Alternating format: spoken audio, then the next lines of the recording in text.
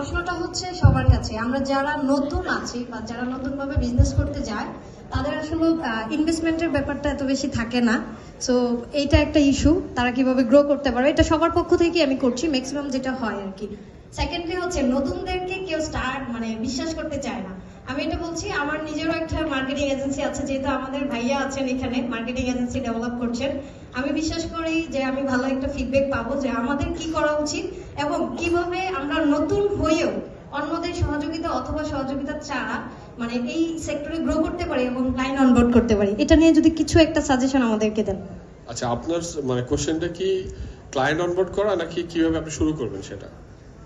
শুরু করাটা নিয়ে বলতে পারেন, প্লাস হচ্ছে কিভাবে নতুন হিসেবে আমরা কাজ পেতে পারি, যেহেতু ইনভেস্টমেন্টে খুব বেশি ব্যাপার থাকে, মানে আমাদের কাছে থাকে না। আচ্ছা, আমার যেটা অবজারভেশন এই ব্যাপারে সেটা হচ্ছে মানে আপনি শুরু করে ফেলাটা হচ্ছে সবচাইতে বেশি emergency, as soon as possible. আপনার যদি মনে হয় আচ্ছা ভাই একটু ইন্টারাপ্ট করি। আলহামদুলিল্লাহ আমি গত 1 বছর যাবত সার্ভিস দিয়ে যাচ্ছি। আমার একটা ছোট এজেন্সি আছে যেটা টিম নিয়ে কাজ করছি, আপনার আইডিয়া নাম সেটা। এখানে আমার হাজবেন্ডও ভিডিও এডিটর আমার পাশে আছেন, আমরা দুইজন ব্যতীত আরো 8 জন কাজ করছি আমার সাথে।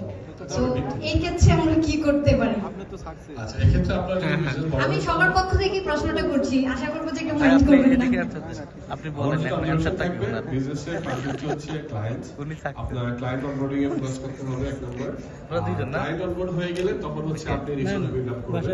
আপনার যে রিসোর্সগুলো যেমন ধরেন টিম ডেভেলপমেন্ট করতে হবে, এক্সপার্ট লোক হায়ার করতে হবে, এন্ড আপনি যত বেশি রেভিনিউ ফ্লো করতে পারবেন তত বেশি হচ্ছে আপনি এক্সপার্টাইজ লোক হায়ার করতে পারবেন।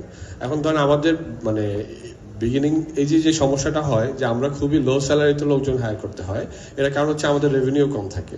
তো এই কারণে আমরা আমাদের ক্লায়েন্টদেরকে হ্যাপি করতে পারি না।